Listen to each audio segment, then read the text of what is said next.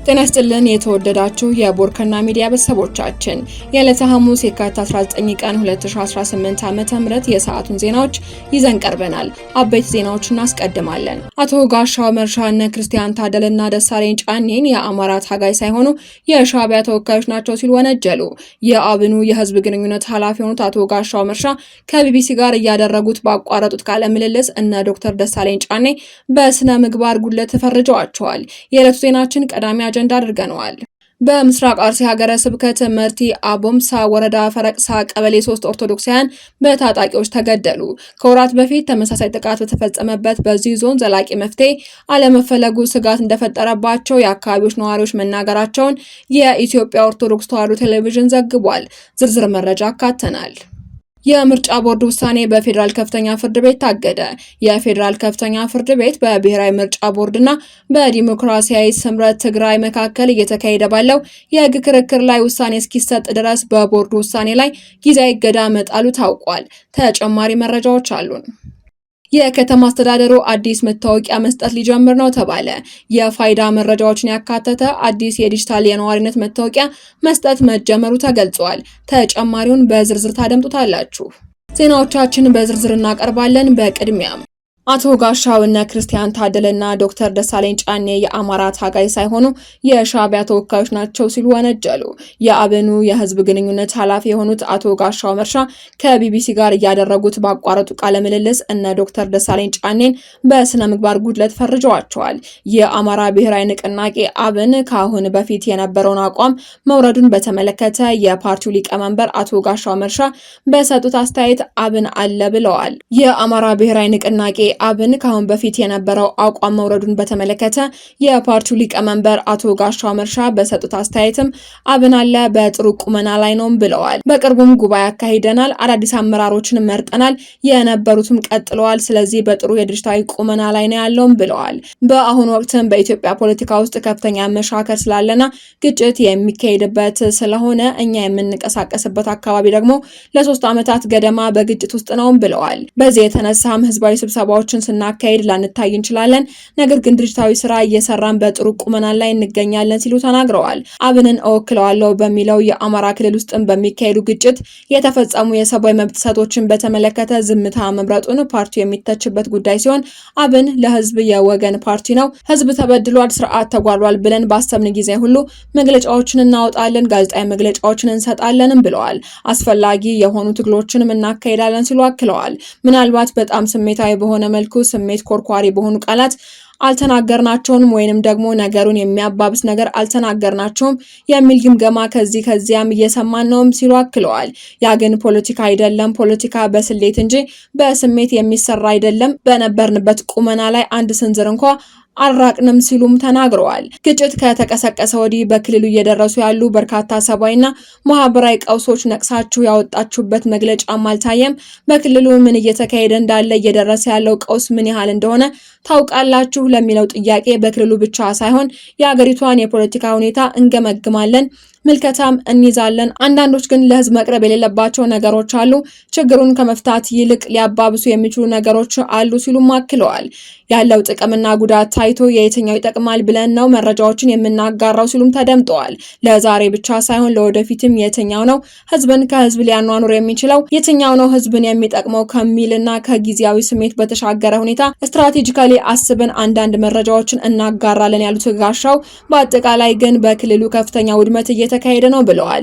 ትምህርት ቤቶች ተዘግተዋል፣ ጤና ጣቢያዎች በአግባቡ እየሰሩ አይደለም፣ እናቶች ወደ ጤና ጣቢያ ሄደው እየወለዱ አይደለም፣ ተላላፊና ተላላፊ ያልሆኑ በሽታዎች በከፍተኛ ሁኔታ እየተስፋፉ ነው፣ የሰብአዊና ቁሳዊ ውድመቱ በጣም ከፍተኛ ነው። ይህንን ሁሉ እየሰነድን ነው፣ ምክንያቱም የምንኖረው እዚህ አገር ነው። ያለን መረጃ ሁሉ የህዝብ ስሜትን ሊኮረኩሩ በሚችል መልኩ ማቅረብ አይኖርብንም፣ ኃላፊነት የሚሰማን ሰዎች ነን ብለዋል። የተወሰኑ የፓርቲ አመራሮችም የመንግስት ስልጣን መያዛቸውን ተከትሎ በፓርቲው አመራሮች መካከል ክፍፍል መፈጠሩን በተመለከተ ይህ ግምገማ ትክክለኛ ነው ብዬ አላስብም ሲሉ አጣጥለውታል።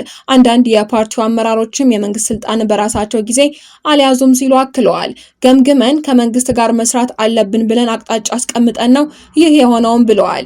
ይህ በሆነበት ሁኔታ አንዳንድ አካላት ከመንግስት ጋር ስለሰሩት ቅሬታ እንደተፈጠረና በፓርቲ ውስጥ ሽኩቻ እንደተፈጠረ የሚነገረው ነገር ስህተት ነውም ሲሉ ተደምጠዋል። ክፍተቱ የተፈጠረው በመንግስት ኃላፊነት ላይ ከመስራታችን ጋር በተያያዘ አይደለም ሲሉ ገልጸዋል። ምናልባት ምክንያት ሊሆን ይችላል፣ ነገር ግን ከዚህ ያለፈ የፖለቲካ አስተሳሰብ ልዩነት ነበረንም ብለዋል። ለምሳሌ በጉልበት በትጥቅም ቢሆን መንግስትን መገልበጥ አለብን ብለው የሚያምኑ ኃይሎች ነበሩ። ሰላማዊና ሰላማዊ ትግል ብቻ አዋጭ የምንል ኃይሎችም ነበርን ሲሉ አክለዋል። ዋናው የግጭት ማዕከል እዚህ ጋር የተያያዘው የነበረው እንጂ ከመንግስት ጋር መስራት አለመስራት የሚለው አይደለም ነው ያሉት። ይህን ቅሬታም የሚያነሱ ሰዎች በጎ ሹመኝ ብለው ለመንግስት ደብዳቤ ያስገቡ ናቸው ሲሉ ወቅሰዋል። ፓርቲውን ወክለው የምክር ቤት አባል የሆኑት ዶክተር ደሳለኝ ጫኔ በቅርቡ በመጪው ምርጫ እንደማይወዳደሩ ማስታወቃቸው፣ የምክር ቤት አባሉ አበባው ደሳለውም ሌላ ፓርቲ መቀላቀላቸውንና አቶ ክርስቲያን ታደለም እስር ቤት መሆናቸውን እነርሱ በሌሉበት ፓርቲው በቀደመ ቁመናው ላይ ነው ማለት ይቻላል የሚለው ጥያቄ የቀረበላቸው ጋሻው እነዚህ ሰዎች በስነ ምግባር ግድፈት ከፓርቲው የተባረሩ ናቸው በማለትም መልስ ሰጥተዋል። ሲያራምዱት የነበረው የፓርቲውን አቋም ሳይሆን የራሳቸውን የግለሰብ አቋም ነው። ይህንም አሳውቀናል ሲሉ ተደምጠዋል። ስለዚህ የፈለጉትን መምረጥ ይችላሉ። የሚያደርጉትን ትግልም ለአማራ ህዝብ የሚደረግ ትግል ነው ብለን እንደ ፓርቲ አናምንም፣ እኔም እንደ ግለሰብ አላምንም ያሉ ሲሆን የሻዕቢያን የውክልና እንቅስቃሴ በማካሄዳቸው ምክንያት ከፓርቲው አባረናቸዋል ነው ያሉት። አክለውም ይህ በፓርቲው ላይ ምንም የተለየ ተጽዕኖ አያመጣም። ግለሰቦች ይሄዳሉ፣ ግለሰቦች ይመጣሉ። የአማራ ህዝብና ፓርቲ ግን ቀጣይ ናቸውም ሲሉ አክለዋል። ምናልባት አንዳንድ በሚዲያ የሚጮሁ ሰዎች በጣም ከፍተኛ ተጽዕኖ ያላቸው መስለው ይታያሉ ነው ያሉት። በፓርቲ ስራ ግን እዚህ ግባ የሚባል ስራ ሰርተው አያውቁም። ነገር ግን በጣም በተኳኳለ ቃላትና ከፍተኛ የሆነ ጩኸት በማስተጋባት ዋነኛ የፓርቲ ሰዎች መስለው የሚታዩ ነበሩ።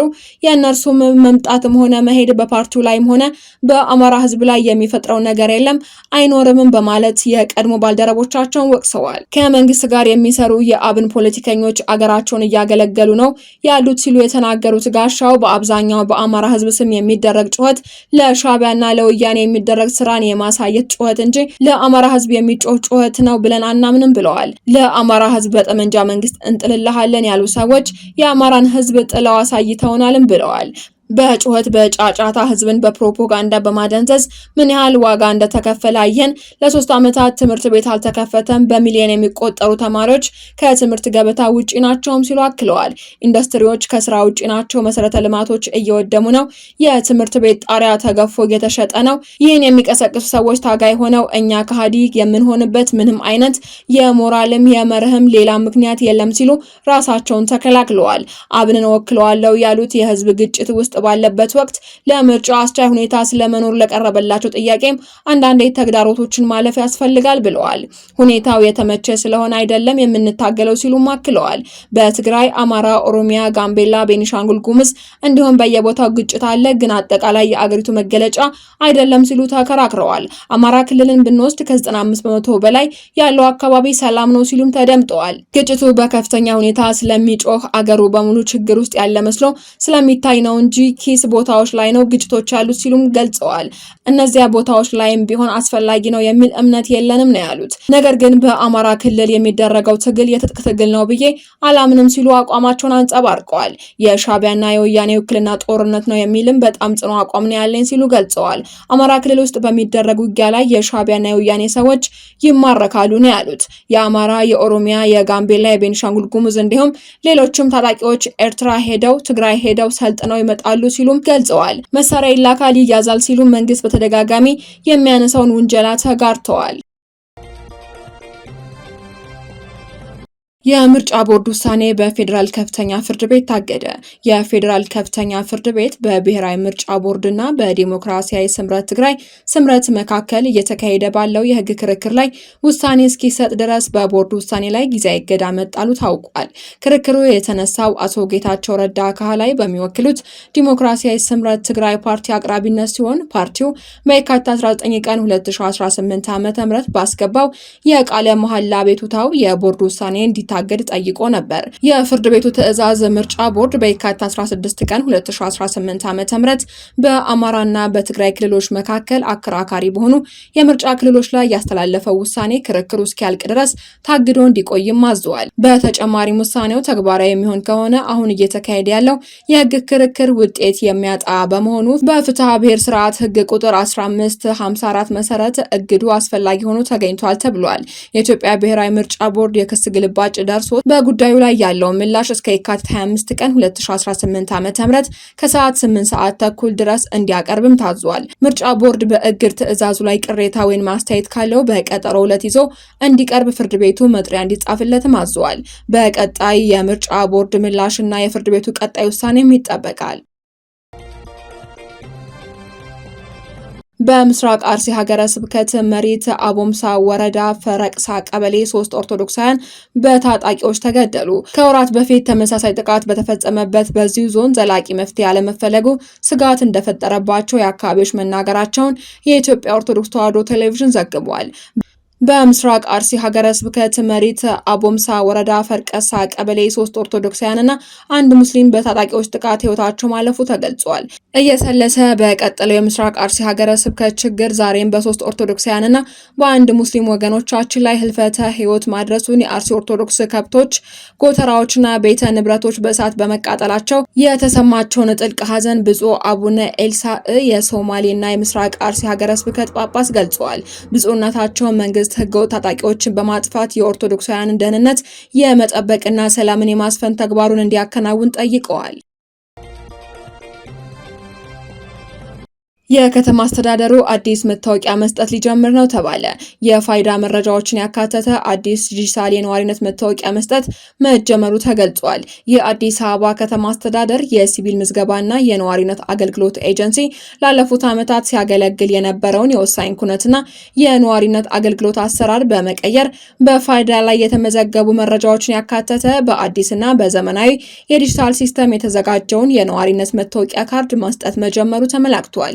የኤጀንሲው ምክትል ዋና ዳይሬክተር እና የኩነት ነዋሪዎች አገልግሎት ዘርፍ ኃላፊ አቶ ጥጋቡ ሹመይ አዲስ የተቀናጀ የሲቪል ምዝገባና የነዋሪነት አገልግሎት ስርዓት ፈጣን አገልግሎት ለመስጠት የሚያስችልና ከብልሹ አሰራር የጸዳ መሆኑን ጠቁመዋል። አዲሱ የነዋሪነት መታወቂያም ከ2015 ዓ.ም አካባቢ ጀምሮ አገልግሎት ላይ ከነበረው የነዋሪነት መታወቂያ አዳዲስ ገጽታዎችና ይዘቶችን የሚያካትት መሆኑን የተናገሩት አቶ ጥጋቡ በአሁኑ ወቅት በ89 ወረዳዎች ላይ አዲሱን የነዋሪነት መታወቂያ አትሞ የማሰራጨት ስራ እየተከናወነ እንደሚገኝ መግለጻቸውን ሪፖርተር ዘግቧል። ኤጀንሲው ከ2015 ዓ.ም ጀምሮ ተቋማዊ ሪፎርም እያደረገ እንደሚገኝ የተናገሩት አቶ ጥጋቡ በዚህም የሚሰጡ አገልግሎቶች ደህንነታቸው የተጠበቀና ተደራሽ ማድረግ ነው ብለዋል። አቶ ጥጋቡ ከ3 ዓመት በፊት ጀምሮ የወረቀት መታወቂያን ወደ ዲጂታል መቀየሩን ያስታወሱ ሲሆን በአሁኑ ወቅት ደግሞ የተወሰኑ ማሻሻያዎች መደረጉን አክለዋል።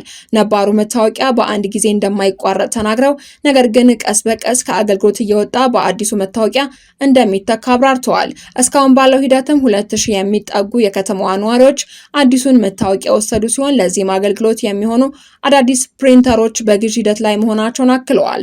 ፕሪንተሮቹ ሲገቡ በ11ዱም ክፍለ ከተማ ቶሎ ተደራሽ እንደሚደረጉም አክለዋል። ዳይሬክተሩ ተገልጋዮች አሮጌውን መታወቂያቸውን ለመቀየር ብለው ወደ ተቋሙ መሄድ አይጠበቅባቸውም ያሉት ምክትል ዋና ዳይሬክተሩ ነገር ግን ለሌላ አገልግሎት በሚሄዱበት ወቅት ማስቀየር እንደሚችሉ አብራርተዋል። ይህ አዲስ የነዋሪነት መታወቂያም ከነባሩ መታወቂያ የሚለይባቸው በርካታ ይዘቶች ያሉት ሲሆን የመታወቂያውን ትክክለኝነት በማንኛውም ቦታ እስካን በማድረግ ማረጋገጥ የሚቻል መሆኑንና የፋይዳ ቁጥርን ያካተተ መሆኑን አስረድተዋል። አቶ ጥጋቡ ሙሉ በሙሉ ወደ ስራ ሲገባ የኦንላይን አገልግሎት አማራጭ ያለውና የራሱን የሞባይል መተግበሪያ በመጠቀም ትክክለኛነቱን ማረጋገጥ የሚያስችል ሲሆን መታወቂያውን ከመተግበሪያው ላይ በማውረድ መጠቀም እንደሚቻልም ተናግረዋል። አድማጮቻችን፣ የሰዓቱ ዜናዎቻችን ተጠናቀዋል። ስለተከታተላችሁን እናመሰግናለን። ሰላም።